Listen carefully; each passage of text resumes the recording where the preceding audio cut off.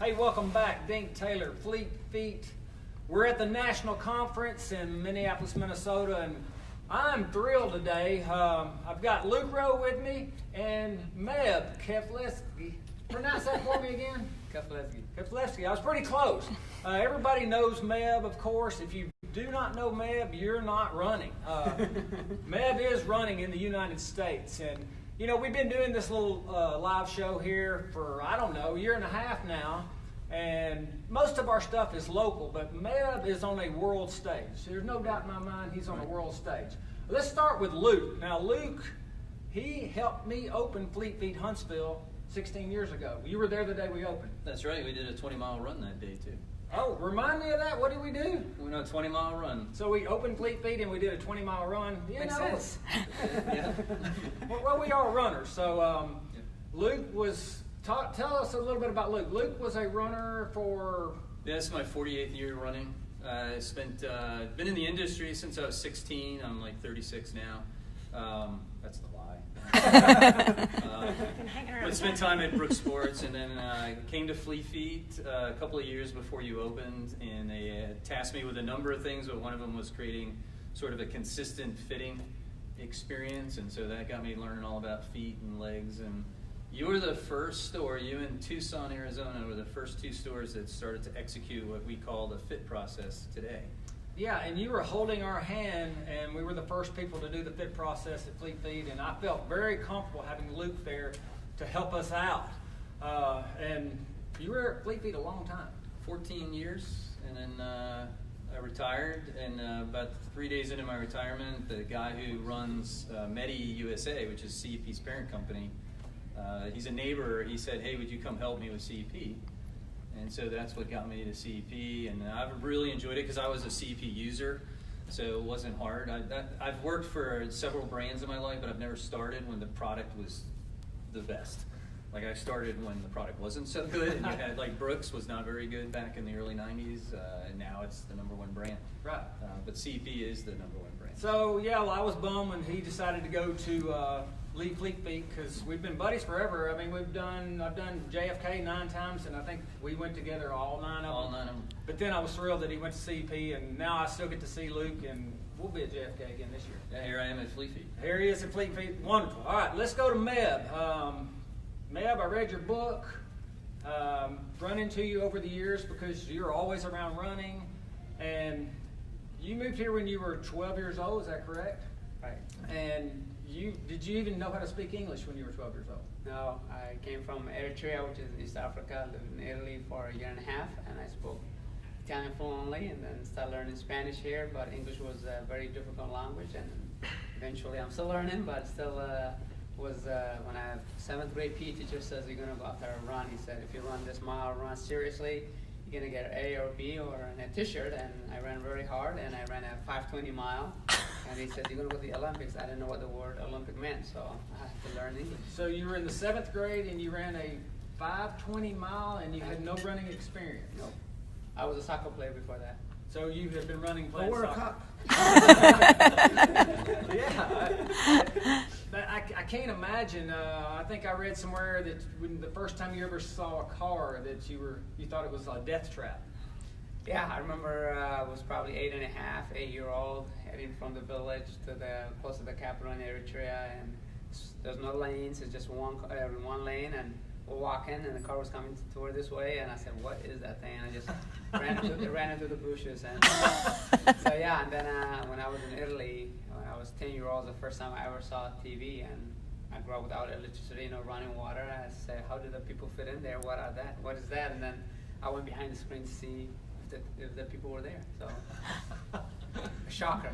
So it's safe to say, though, but running changes lives. And talked about running and how it's affected you since you were 12 years old when you first started. What was your first thoughts about running and where was it going to take you? I mean, I think running. I didn't know it was a sport. In fact, I was in San Diego when we first came here in 1987, and came in October 21st, and December probably was a Foot Locker that was running at the, there, and we saw what are those people running for? They're not chasing anything. So what's the point? And little do you know that, and a year later, I ran the 7th grade PE class, and that I was a very shy, timid person, and you know, I was mute. I didn't speak too much because I didn't have friends. But by running that 520 miles, kind of opened doors for me, put my picture on the window, and got me the A, which I was looking forward to. My parents wanted an A in the classes, whatever class I was, and it was the power of t-shirt. And I got a t-shirt that says Roosevelt Junior High Mile Club t-shirt, and I said, I made it now. So you have 10 brothers and sisters? Yeah, I have 10 brothers and sisters. Did everybody come over here in 1987? So that's the confusion there is. So 6 of us born in Eritrea, and then I have a half-sister who wasn't living in Italy, and then 1 born in Italy, another person, my sister born in Italy, and then 3 born here. So Right. a total of 10 brothers and sisters, a total of 11 of us. Were there any more runners in your family? So yeah, my oldest brothers ran, Khlilu and Futsum, and they were wearing the t-shirt around the house. I said, I want that t-shirt. I want that t-shirt. And that's how it all started, and I had to work hard, and you want to get A in the class, and that's what they told me I have to do, and get 6.4, I think was probably 6:15 to get an A in the class, and end up surpassing my expectation, the coach's expectation, and he called the high school coach, said, hey, we got an Olympian here, and Coach Dick Lord in 7th grade to Coach Ramos in high school, and the rest is history. Yeah, and of course, we've been following you your whole life running, and I know you were winning lots and lots and lots of races from high school and into college. Where did you run in college? I went to UCLA. UCLA, that's right. Los Angeles, yeah. And I imagine you were setting records, and you've done so many things, it's hard for me to keep up with all the things, but I think, for me personally, your biggest win had to be the 2:08 at Boston. 2014 Boston. Was it a 2:08? 2:08. 2:08 was your Personal time, yeah. 2:08:37 at Boston. That's still my personal best. Still your personal best. It was at Boston, the Boston Marathon. Which is not an easy course. Which is not an easy course. I've been there And it's many times. the People's Olympics. The year after the bombing. The year after the bombing, to me, that was it was a big moment in running history, period. Was you winning the Boston Marathon. Did you think you were going to win that day? Can we talk about the Boston Marathon a little bit and that particular win? Because I think it was a win for all of the United States that day. It was winning for running society, a running group, because I was in 2013 when the bombing occurred. I was injured and I didn't make it to the starting line, but I watched the race on Boston from the grandstand for over 4 hours. Wow. And then I left 5 minutes before the bombing because I had an appointment. So oh my goodness. I don't get a chance because of drug testing and media obligation. I didn't get to see other people run. So at that time I said, you know what, my brother Howie, I said, give me a pass to the grandstand, and sat there and watched and it was getting cold. My good friend Rob Hill was next to me, gave me the jacket. I stayed longer and longer, and then I had an appointment. I said, well, I better leave to get ready for the Universal Sports Analysis. That's what I was going to do. Did you have like an eerie feeling that day? No, it was a perfect day. I mean, it was sun was out. I ran that day too. I was there. I mean, people were, I saw the wheelchair finish. I saw the women's finish. I saw the men finish. I even wrote text to Ryan Hall, says, hey, we can do this. We can win it next year, kind of perception, and let them know that it's within us. And basically, we get a little windy, and then it's gotten a little chilly, and then I said I have to get ready for my appointment, and next thing I know is somebody told me there's a bombing on Boston. I'm like, can't be. How can I? No way. People don't have the heart for this kind of wound or this destruction. But I made that afternoon. Bonnie Ford from ESPN, I remember, she said, are you going to come back to try to support the race? I said, I have to be back to support the race, but I hope to be healthy enough to win it for the people. That's what I said that afternoon. So it was in the work, and every time you see the Boston Strong or the B Hat, and when the Red Sox won the World Series and put the trophy at the finish line, I said I want to do that for the runners on Patriots Day. And so you have this internal dialogue within yourself, and then on April 21st, 2014, the gun goes off, and you see so many people out and want to cheer you on, and they had the shirt on, they had riding on the street, and I came with mine to win, top 3 or personal best. That's what I wanted to do. And the Ethiopians, the Kenyans were trying to slow it down at 5 miles into the race, and I said, you know what, if I'm going to win, or if I'm going to do my personal best and top 3, I'm going to put the effort in. So if I get defeated, if I get beat, let it be, but I'm going to put my effort in there. And 36,000 other people were trying to do the same thing, to do something positive in running, and I wrote the victim's name to draw inspiration on my bib, and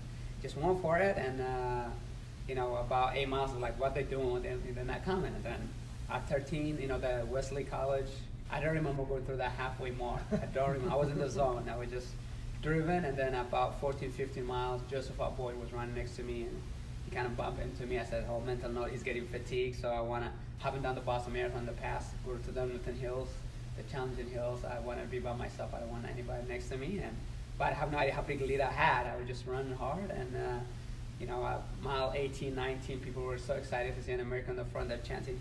They were doing the waves. People doing USA, USA, and I got emotional. I'm like, USA, USA, and then I'm like, concentrate on the race, concentrate on the race. You can do that afterward. Did you know you were going to win? When did you know you were going to win the Boston Marathon? You never know you're going to win get to the finish line and touch it. But you have an idea. You're looking back a little bit, and then at 3 miles, 5K left is when I saw something on my right, and I'm like, uh-oh, I've been leading this for so long, and I don't want to get caught. So maintain the gap, trying to extend the gap, or trying to save my energy for Boylston, because in my visualization, I thought it was going to come to Boylston Street, and I said, well, you know what, if I slow down, it's going to catch up to me, so just keep pushing, and bad stuff's not happen to your body, and all about mechanics, make sure posture's right, make sure mechanically sound, and then with 1 mile to go, I said, if he was feeling good, he should be next to me, he must be hurting, so keep hurting him more, and then I make a right on Hartford. I just said, sprint as hard as he can, because Boston is point-to-point course, no turn, so now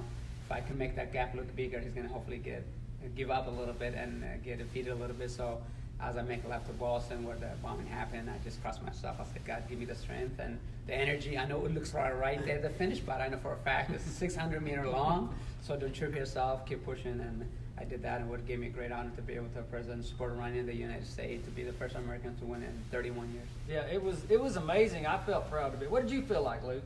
I've told Meb this story, but I was also sitting in the stands. It's amazing the similarities, because I have 9 brothers and sisters, and I was sitting in the stands for 4 hours and left after my niece finished, so I missed the bombing. But the next year, my sister was dying of cancer, and we were at a hospice in Cambridge. So I could have sat at the finish line and witnessed you, but instead I sat with my sister, who by that time could only really acknowledge with her eyes anything. And she was a long-time runner, started running back in the 60s, and so her face lit up when you won the race. And I remember telling you that story about a month after that happened, but that's how I experienced that, and I'll never forget it, because she was so excited that you had won. I think you've had an impact on all U.S. runners. Yeah. All U.S. We've always been cheering for you. I don't know. Can you feel that? Oh, most definitely. I mean, the beauty of running is, whether you're running anywhere, you have your, people have to check on me, make sure they say I have impacted them. But when I run, whether it's in D.C., whether it's in San Diego or Minneapolis or Boston, they have to check on, like, what kind of watch does he have? He has his compression socks, and it's like, it's really you, So because people see you on TV and they have impact on them, and they tell you that, because when you run to people, whether it's a cancer survivor or stroke survivor, or I was injured, I would watch you run New York, or I saw you win Boston, and you changed my life. So you hear those stories, so the impact is definitely vivid in my eyes, and I feel that. And I say, that's why I say run to win doesn't mean get first place, but getting the best out of yourself, because you never know who you're going to touch. Well, you've always been a super friendly person. In fact, the day before you won Boston, I was out doing a little 3-mile run, and I saw you, and you acknowledged me. And I'm sure there's no telling how many people you have to acknowledge, because everybody knows who Deb is. But when you won the race, I said, I just saw him yesterday when I was out running. I just could not believe it. But let's fast forward. You're 40 years old now? 43. So you're 43 years old now, and you're officially retired from racing. Yeah. And we just talked about it a while ago. But you're running. And what did you do? I felt like you would be a strong competitor as a master. Is there any 43-year-olds that can keep up with you even now? There's a couple, there's Bernard Lagat and Abdi, my friends, who I've been competing for over 20 years, maybe like since 96, the Pac-10 before it was Pac-12, and NCAAs, and then USA Nationals, so the Olympic Games. But, for me, I want to be the best marathoner that I ever could be, and to be able to win the New York, Boston, and then the silver medal, and my goals are accomplished. And, I still like to run, absolutely. I still love to run, still like to have fun, and whether I run it, I have to get it down usually in the morning. If I didn't get it in the morning, I don't want to get it done. You know? Let's talk about, yeah, you've accomplished everything you could have possibly ever imagined with New York, Boston, Olympics. Again, we were pulling for you all the way. So you're 43 now, obviously still in good shape. So far. I think you said you were headed to New York. You're going to go run a 10K. In Boston, yeah. What Boston kind of time will you go run a 10K in Boston on? Are you running this weekend? Yeah. I mean, we'll see how it goes. But I was in Bellin Run in Wisconsin, in Green Bay. I ran just over 31 minutes, and I'm not doing the work before. Before I used to do the intervals, fast in the race pace, tempo race pace, or long runs. But now I just go casually run, and whatever that time clock says every mile it beeps, it does. And I just run about 8 miles, 9 miles. Sometimes it's 7:45, sometimes it's 8-minute pace, sometimes it's 6:30 pace. So I let the old body warm up a little bit and gradually click the times up. All right, so you're obviously staying pretty healthy. And CEP, is that part of your staying healthy? I know I've seen you wearing CEPs for a long time. Well, as a sponsor, having been a retailer and now, working on the vendor side again, and having, what you recognize with Mev is like he's a real deal. Like, he uses the products the right way. He knows how to do it, and it's kept him healthy. And I think I've been wearing CP for 8 years myself. Haven't had quite the same success level. Close. But I mean, I'm a good sponsorship athlete because I'm on the course a lot longer than anyone, right? So, but at any rate, for us it was easy, a no-brainer to continue to want to work with him. And we're not the only sponsor that's chosen to do that because he's a quality human being, and you can believe what he says, and he's just as real in person as you might think he is. That's who Mev is. I mean, the whole point is people think run. Yeah, run and get you there, but CP compression socks, be able to do the therapy, be able to do the drills, all the things that kind of help you be, core workout, and it's a balanced act. If you want to run a marathon, half marathon, go out there, especially if you're running long distance like half marathon or full marathon, or when you travel, having compression socks only enhances you, that helps you versus, why not? I'm surprised to see I'm one of the few elite athletes that uses it, but it has a definitely impacted my career and gave me the longevity for it, and I think it's great to be able to, whether you wear them for training or help them for recovery, they have it all covered up, and I think CP compression is great, and I've been a believer, and I can't go without it. Right. Well, it's part of his training ethos, and you had told a story, I think it was after the New York Marathon, and you were talking about some of the younger runners, and they're looking to you, and they run a mile too much, or they run a minute too fast, right? Tell them a little bit about that. Like that, your philosophy was always to make sure you didn't over-bake yourself, right? In the past, it's always been go the extra mile, but when an elite athlete or like myself are always driven, you don't need to go that extra mile. You just need to say routine, consistency, and use the products that are there available for you to help you be a balanced person. And then you'd rather be 85, 95% fit than be 101 overdone and not get to the starting line or burn out when it comes to the race. So you'd rather just be on the rise of performing a peak period versus be toasted. And So you don't have to go the extra mile. Use it for stretching. Use it for other products that are there to help you. You're basically telling them don't overtrain. My 16-year-old son, Skylar's sitting over there, and he ran his first half marathon at Grandma's last weekend. And what kind of advice would you give someone like my 16-year-old son who's an up-and-coming runner, just did his first half marathon and wants to do distance? Well, congratulations, Skylar. That's to be 16 and do a half marathon is huge. 1:23, his first My half. daughter wants to do, she was 10. She's like, I want to do the half marathon next year. I said, not yet. So once you're 16 or 14, 15, you want to do those 13 miles are not bad for a 16-year-old, but for a 10-year-old, use the speed. You play around, run a mile, run a 5K. Try to do as fast as you can. And then eventually the half marathon, the full marathon, and it's going to be there. I didn't do my full marathon until I was 27. So, wow. Don't be in a rush to use your speed, your agility to maximize your potential of speed, because you're not going to go back and say, hey, let me just, if I can run. Like right now, me saying myself, I'm 43, I can't run a personal best in the 5K. There's no way you can do that. So use that advantage to be able to do that for the 5K all the way to the half marathon. Another thing I've noticed about elite runners is sometimes they fade away, and they ran so hard for so long and so many miles that they just vanish and maybe even stop running. Are you going to try to continue running lifelong? I hope so. No, for me, I love running. I was a little bit kind of threshold burnout last year in terms of the competitive. You have to bear in mind, I've been doing this for 27 years. Right. No Saturdays, no Sundays, no holidays. People get on vacation. I never had that unless I ran a marathon. I can't walk a marathon for a week, so it's not by choice. It's just what your body goes through. But yeah, no, I love running shorter half marathon and less. I still like to be active. I did the Indy Mini or do the BAA 10K or Bellin Run or San Diego pacing people. I love being part of the sport because it has given me so much. There's so many knowledge that I have accumulated over the 27 years, and I want to give that to people. And whether it's been next to them in the middle of the pack or giving them advice through, what we're doing with CEP and other sponsors that have been with me. And most importantly, it's just having fun. If you're having fun, you're enjoying it, and it'll be great. Right on. Well, Do we you have appreciate any interest in coaching? The sport has done so many things for me. There's definitely interest in coaching. Right now, I'm focused on with the sponsors that I have and also my family. My girls are 12, 10, and 8-year-old, and I want to be there because coaching at the collegiate level is definitely an interest of mine, but it's going to take too much to recruit. But for the average runners, I think that would be a fun way to be able to help them accomplish the goal. So you're going to try to focus on your girls right now? Because Yeah. I know I've had my kids too. Yeah. You need to take care of them first and get them.